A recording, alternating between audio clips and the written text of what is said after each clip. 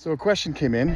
What's with the band name Innersphere? It's actually a very good question, and I promise you there's a really good answer, an interesting one too. First of all, though, I find it kind of funny that we question band names nowadays, which, I don't know, maybe that's a thing. But, you know, I lived through the 90s where we had bands like Hoobastank and Limp Bizkit and every other thing you can think of, and I never remember thinking about what the band name meant back then. So anyway, it's, you know, not to mention the 70s where we had Pink Floyd and the Beatles, which, you know, I know they're the most iconic bands of all time, but the Beatles especially, like, that's kind of a dorky name, right? Anyway, when it came time to start releasing my music on Spotify, I realized that rudely someone had already used the name Sean Perrin, which is my real name, of course. And of course, that person was actually me, because I'm a clarinet player first, and I'd released some music under that name. I was like, I've got to come up with a different name unless I want to group this with all my clarinet music, which didn't seem to be the best idea. Anyway, I learned that Post Malone had used some kind of name generator to come up with his name, and I figured, well, hey, if it works for Post Malone, who's one of the biggest artists right now, it works for me. So I went on the internet and found one